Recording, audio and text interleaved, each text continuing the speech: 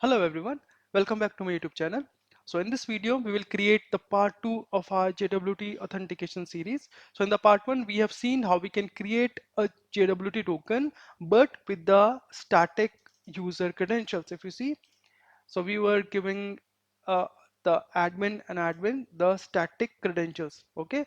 But in this video, we will implement the real database driven login, which will validate user using SQL Server, and it will issue a JWT token dynamically, all right? So if I quickly show you the part 1, so here we will see, so the Swagger has been loaded. So if I try it out, and if I give admin admin, so those are static credentials, so we are able to get the token. All right, now let's close this. So instead of this static username and password, we'll use the real password from the SQL table. So the agenda of this video is, first we'll create a user table in the SQL server, then we'll create a stored procedure, then in this API project we'll create a data access layer that is called DAL, and then we'll create a method which will validate user through the API, and finally if user is valid, then we'll create a token and return to the UI. Okay, so let's go to the SQL server first. So I'm using this master database. If you want, you can create any database based on your requirement. So let's quickly create a table. So create a table, I'm giving name users, and the first column will be identity one, so we don't need to give any ID for this. Let's make it primary key.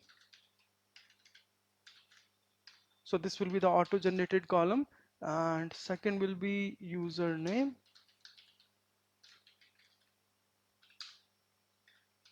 and another will be password, similarly varchar, and let's also include role.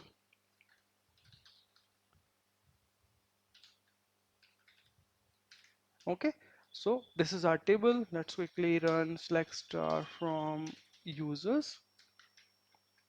Okay, so we have created a table, and let let's add a table record inside this. So insert into users username, password, role,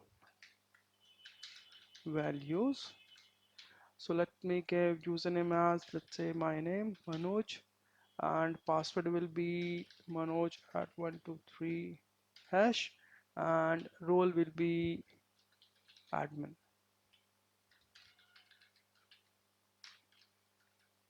Execute this command.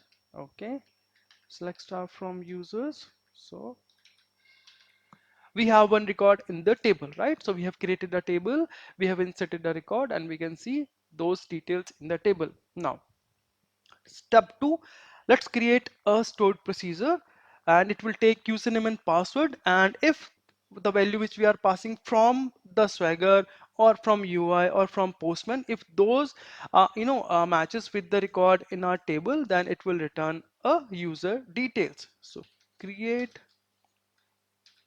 proc, let's say sp user login, and it will take two parameters. So first one, username varchar and the length. Similarly, the second one, it will take password varchar, length is 100, as begin and end. So this is the skeleton of any stored procedure, and here you can provide the input parameters. All right, now here select star from users, where username is equal to @username, and password is equal to @password. Okay, so we have created the stored procedure. Let's execute this, and let's quickly verify this as well. So exec, so this command will execute your stored procedure. So user, let's copy this name, So exec and the procedure name, and then if you see the intelligence, so it is asking the username, which is the first parameter. So let's quickly give admin and admin execute. See, we don't have any record because those are not the actual records. So if I quickly copy this one and sorry, paste, and if I replace the details with the actual details and execute, so we are getting the record. Okay, so our step 2 is also completed. We have added the stored procedure as well, table, and we have added a record, and we have created the stored procedure. Perfect. Now the SQL part is done. Now let's go back to our project. Now uh, go to the app settings.json. So we have to add a connection string. So here, connection string. So within this connection string, let's give a connection default connection, and here we have to provide SQL details. So server name will come from here. So when you click on connect, so this is your server name. So copy. In your case, it will be a different. So based on your machine name. Okay. So server, and then we have to pass the database. In our case, we are using master database. So copy it. But if you are using any different database, then make sure you pass the correct database name. Otherwise, it will not connect your database. Okay. And we are using a local, so we have to pass trusted connection as true. And also we are doing the local development, so we also have to provide trust server certificate as true. Trust server certificate as true.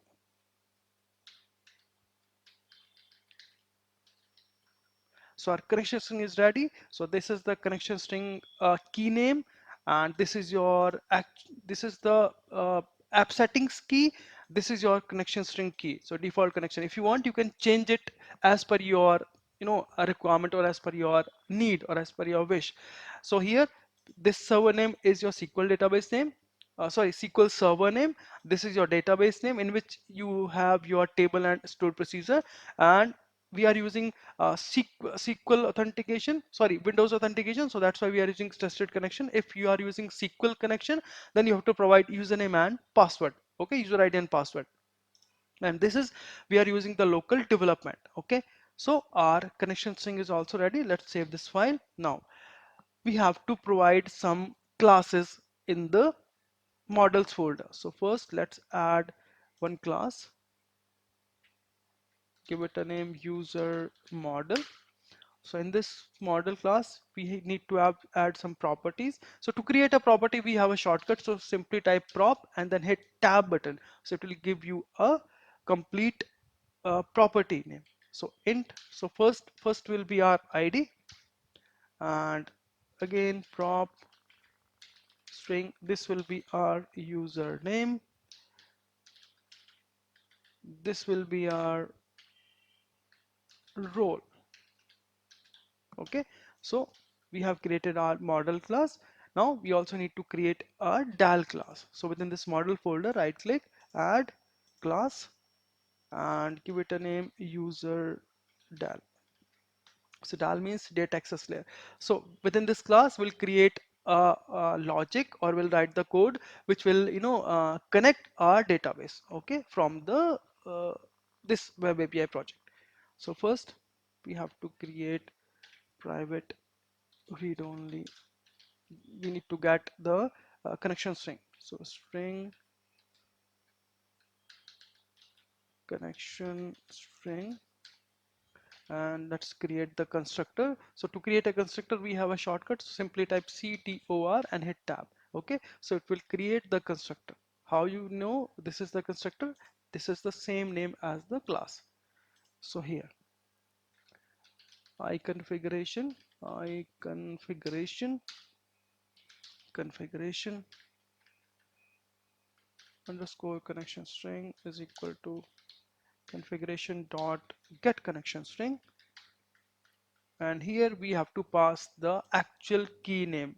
From where you'll get it, go to app settings.json, and this will be your connection string key name. So copy this one and paste it over here. So if you type the wrong key name, it will not connect to your database, because it will not find your key within this app settings.json, and if it doesn't find within this file, it will not go to your SQL database and connect it. Okay, so make sure you pass the correct connection string key name. Now let's create a method to validate the user. So public, so the return type will be user model. So we are going to return ID, username, as well as the role. So validate user, and it will take two parameters, so string username and string password. So user model is equal to, initially let's make it null and return model. Okay, now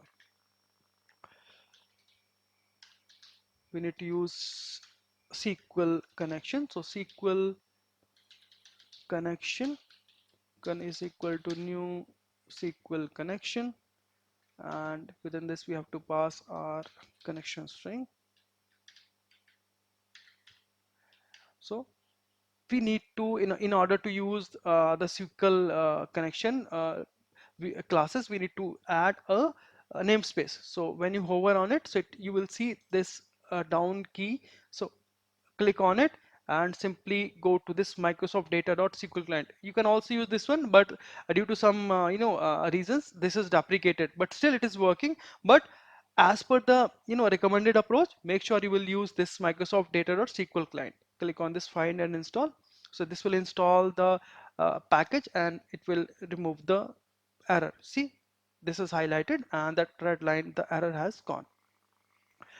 Now SQL command cmd is equal to new SQL command, and within this we have to pass our procedure name. So go to your SQL database, copy this username and paste it over here. So our command is ready. cmd dot command type. So our command type is what? Dot stored procedure. Okay, we have created a stored procedure. So this is the stored procedure. Now we need to add the parameters. So cmd dot parameters dot add with value. So first username, this is coming from the input parameter. Similarly, cmd dot parameters dot add with value password.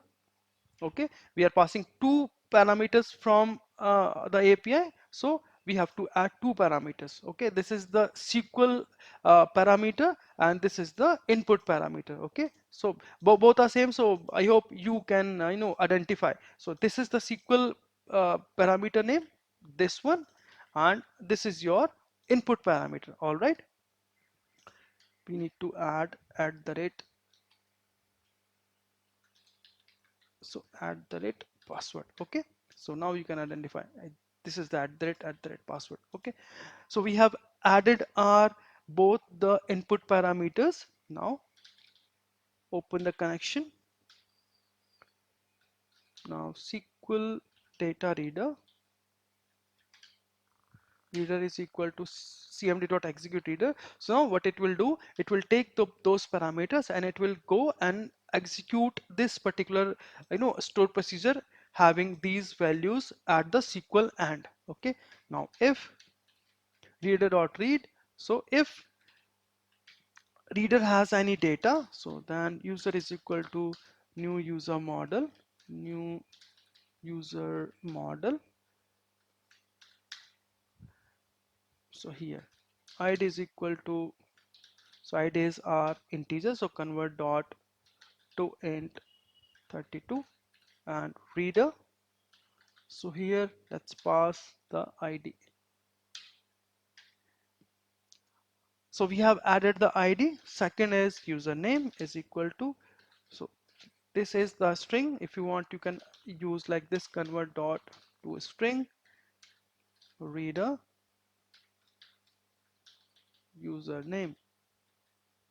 Similarly, password is equal to password.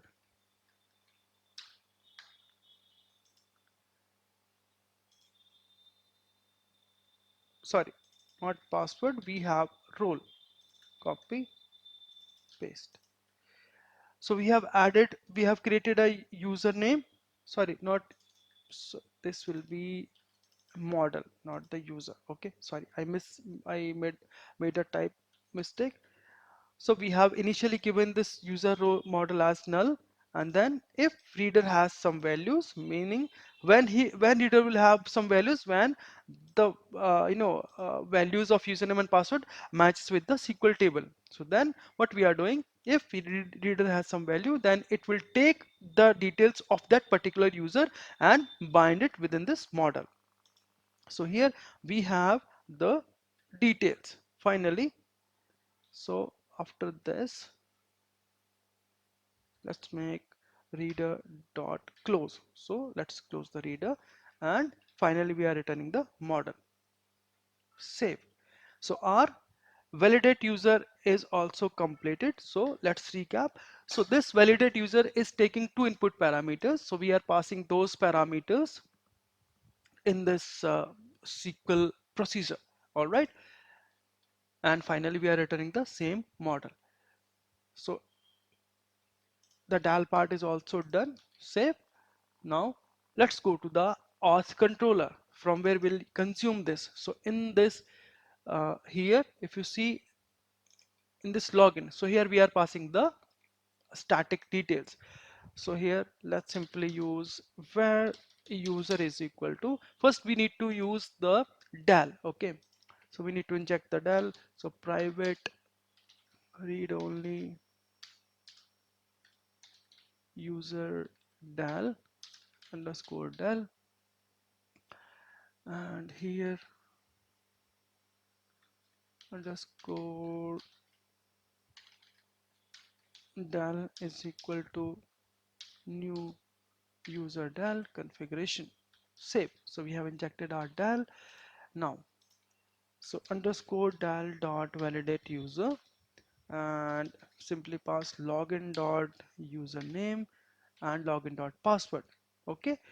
So if user is equal to null, so null means we don't have any user with the details provided from the UI. So let's say if I provide any wrong username and password, so we'll get null user. Okay. So if we have null user, then simply return unauthorized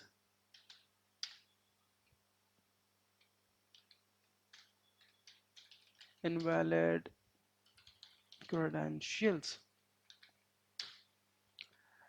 And if not, then let's comment everything here. So copy this one, these two lines, let's copy, make and keep them out. So here if user is valid, so we need to pass this user to the generate token, and here also we need to pass user model. So user. Now if you see here also we are using the static detail, so let's remove this, and this detail will come from user dot username, and this role will come from user dot role. Okay, so what we have done is, so we have a validate user in the dial class. So we are in the login API, we have removed the static credentials and we are using a validate user. So if user is valid, then we are passing the same user object to the generate token method. So here what is doing, so in the claims, it is taking the dynamically generated username and role based on the stored procedure. All right. Now, so we are done all the details. Now, simply build the project, Control Shift B. So hopefully will not get any error. Yeah, complete build succeeded. Let's try to run this now.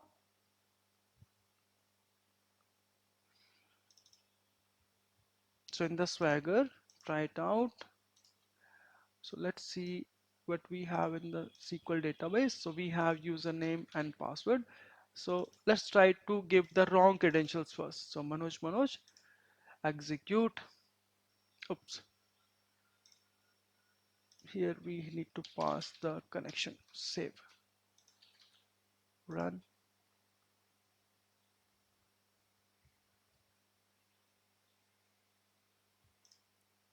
try it out, execute. See, invalid credentials. And let's try to update the actual password, the correct one in the password field. Execute.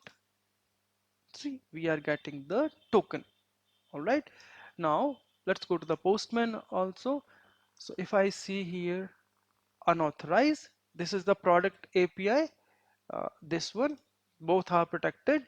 And if I update the token, let's copy the token from the auth response copy and go to authorization bearer token, delete the existing one, update the latest one, and if I send, see, we are getting the details. All right. So let's quickly recap everything. So here in this particular video, what we have done is we have created a user table in the database. We have added a dummy record and we have added a login procedure. And in the API project, we have added a user model class and we also added a user del class, which is nothing but a communicator, or you can say a bridge between your API and the database. All right. And here in the auth controller, instead of using the static details, we are using a a dal method call, which is taking the your username and password, and based on your details, it is returning a user details if user is valid, user passing valid credentials. And finally, if we have a valid user, we are generating the dynamic token. All right. So this is about today's video. In the next part, what I'll show you, we'll create a React.js project. All right. And we will try to consume this token which we have generated so far in the React project, and we'll try to see we will try to protect our components. So if user has a valid token, then user can access some of the components. If not, we will show unauthorized error in the React part. So please watch third part also, and if you have any different kind of a requirement, so please comment in this video's comment box, so I'll try to incorporate those changes as well. All right. So I have one announcement. So if you are looking for any technical help, or you are working, let's say you are working in your office project or your college project, or you are having any issues in your ASP.NET Core Web API, ASP.NET MVC, SQL, MySQL, or any React.js, all right, JavaScript kind of a concept, so you can contact me. You can find my contact details on my channel description. There is my direct WhatsApp number. So you can ping me, we can discuss your issues and we can sort them out. Also, if you are looking one-to-one coaching classes in full stack development, like the .NET Core Web API, React.js with MS SQL, so I do provide those classes. So if you are interested and if you are looking to get the training and coaching, so you can also contact me on the same WhatsApp number. All right. So thanks for watching. I'll see you in the next one. Bye bye.